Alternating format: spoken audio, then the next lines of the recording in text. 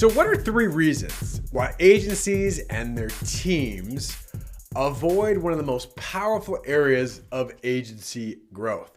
We're going to talk about these 3 reasons and the process, the strategy that this is associated with on today's Agent Leader Podcast. Welcome to the Agent Leader Podcast. My name is Brent Kelly. I am your host. Thanks so much for joining me. I want to first and foremost thank you for those of you that have subscribed to the podcast via YouTube or put some reviews or positive remarks on the podcast and any of the different platforms that we're on, and we're on most of them now. It's great to know that we're making an impact and a difference in agencies' lives, and that's the purpose of this podcast, is to help you, the agency leader, to help you become more educated, to help empower you, help equip you to become your best version possible. And that really is the theme of everything that we do at the Sitkins Group, is helping agencies become that best version possible agency. And one of the most simple, unique tools that you can use right away on our website is the Sitkins Transformation Scorecard. Go to sitkins.com/scorecard, sitkins.com/scorecard. And in a couple minutes, you can complete this scorecard, take a few minutes, look through it, review it, and then you will get feedback right away of where your agency is and better identify some of the key areas that your agency can improve upon moving forward. Here's the really cool news. The cost of the scorecard is nothing other than some time, right? We want to help you get started on your best version possible journey. So let's get into the podcast discussion today. As I've mentioned on the intro, 3 reasons why agencies often and their teams avoid one of the most powerful areas of agency growth. Now, these 3 reasons are going to be associated with one area of an overall strategy and process that we teach and preach at the Sitkins Group, which is called the Ultimate Growth Strategy. Love this name, by the way. The Ultimate Growth Strategy.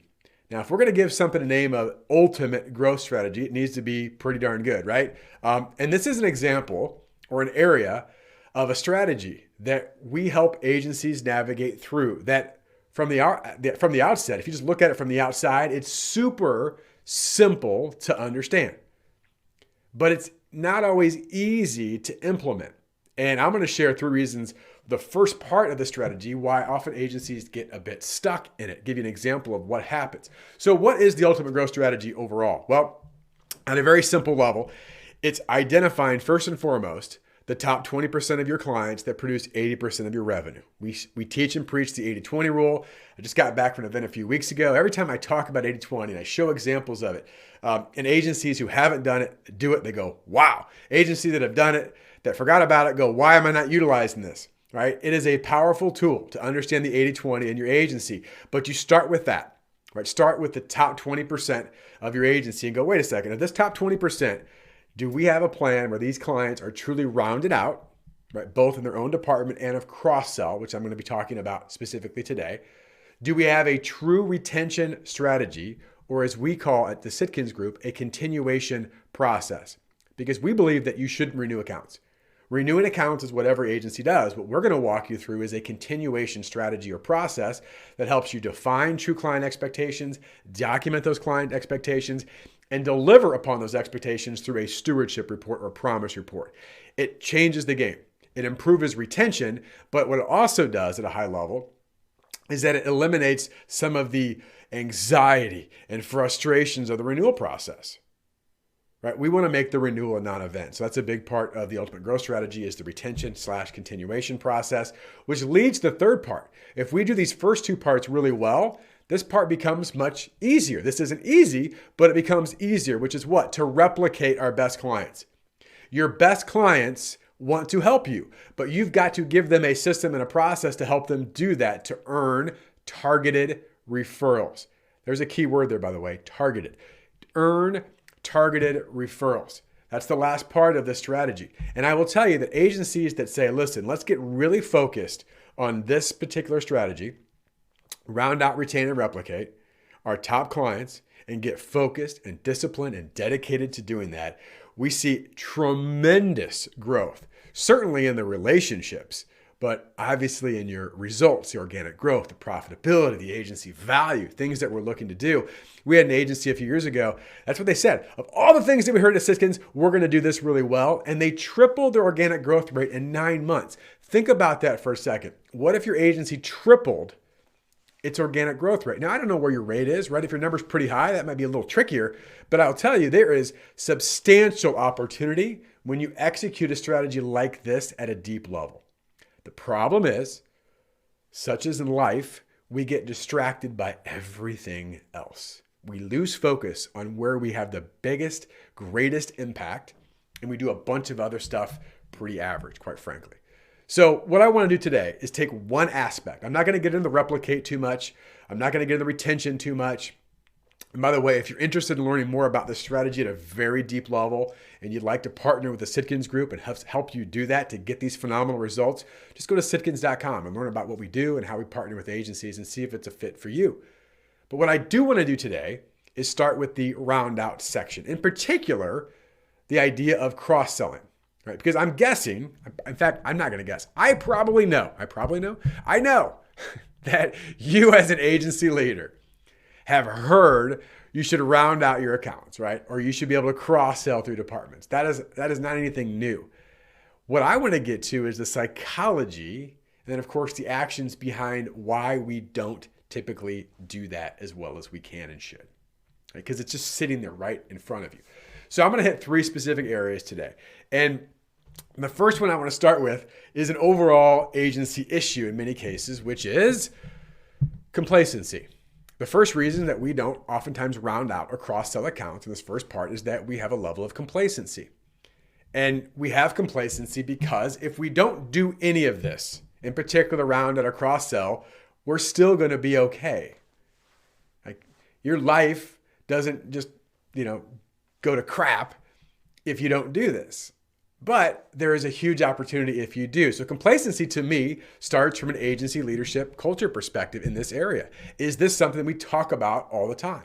Is this something that we live out all the time? Is this something that's a high level of importance to us, right? The fact that we want every client that we work with to become a full-time client, meaning that as an agency, we owe it to them and of course our team to ensure that we handle right all the lines of business if we can. Now, I know there's exceptions. I know some agencies don't write every line of business or have every department. I get that. But if you do and you can, the question is, well, why not? And one of the first things that we find is that it's a level of complacency, that we don't have to. And actually, it leads into the second one, which is also a C word. The first one is complacency. The second one is capacity. Capacity, that we lack capacity to do this. What do I mean by that? Well, we've got so many other things going on in the agency. We like to call this hysterical activity on the way to the grave. We're just hysterical activity. We're remarketing accounts. We're taking everything that comes in. We're working on every single client. We're trying to put out these fires all the time. That because of that, we lack capacity to be disciplined enough to say, whoa, hold on a second. This is not a full-time client. We need a strategy and a process and, of course, the action to take to make sure that we at least engage our client in an opportunity to become a full-time agency partner with them, right? That they are a full-time client to us. So capacity is a big one. And this goes back, I mentioned the 80-20 principle. If we don't understand or apply 80-20 in our business, this becomes really hard to do because every client, even though we know there's differences in sizes, I've got a few big clients here and I've got this one here, we can't define it as well as we should. And so that the urgent always, or at least certainly can, supersede the important, right? That every client, even though we know they're different, we treat them pretty similar. And let's be honest, oftentimes our smaller clients, and this is not to be an offense to them, but there's truth to this, is that our smaller clients are oftentimes more needy, right? They require more of us sometimes than our higher level relationship-based clients. That, there's, I need this, I need it today, I need it tomorrow, I need it by the end of the day, I need it in an hour, right? And okay. And meanwhile, you've got these great clients who truly respect you and the relationship and the risk advice that you provide as an agency. They get not your first fruits, but they get what's left over in some cases, right? So that's a capacity issue. That's often what happens. That's number 2. Number 3, I want to spend a few minutes here because this is something that gets a little more emotional or psychological. Number 3 is confidence. Confidence. We lack confidence either in ourselves or in our other team members, that one's more likely, to truly round out or cross-sell accounts. When you get to the heart of it, when you get to the true emotional aspect of it, you'll have a producer, for example, and this could go a couple different ways.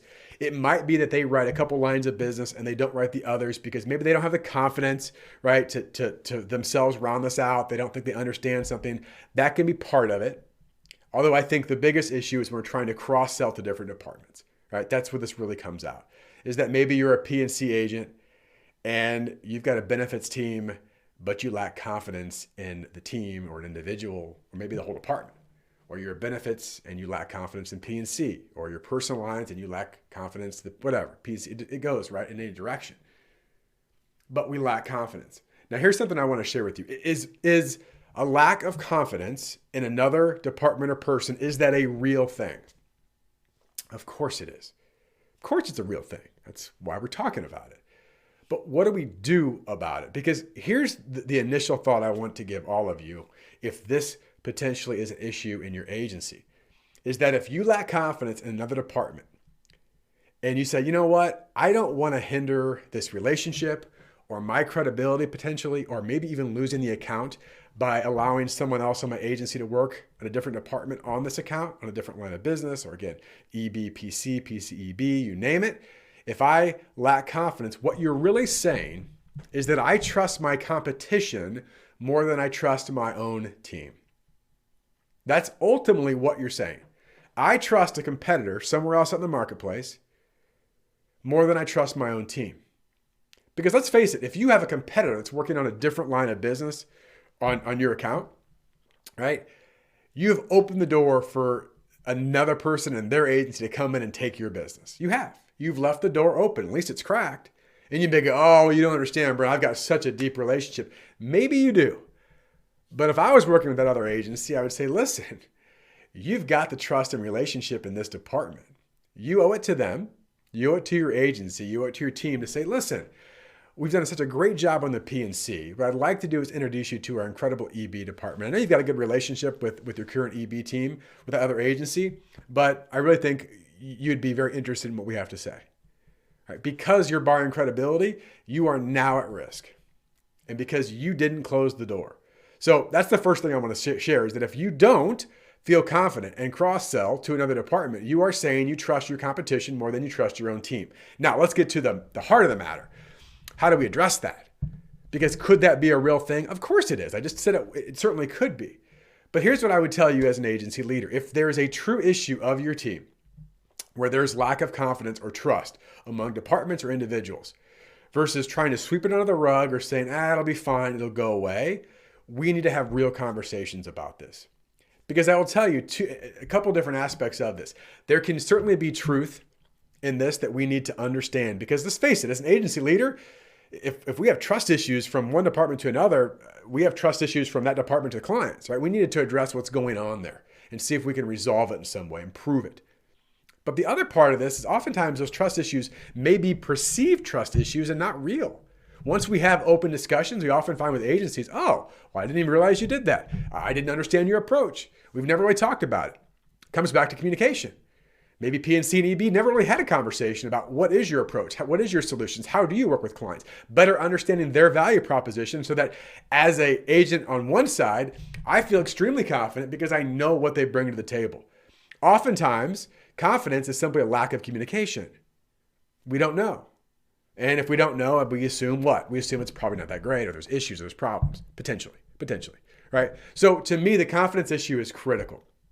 And again, as an agency leader, let's have these conversations.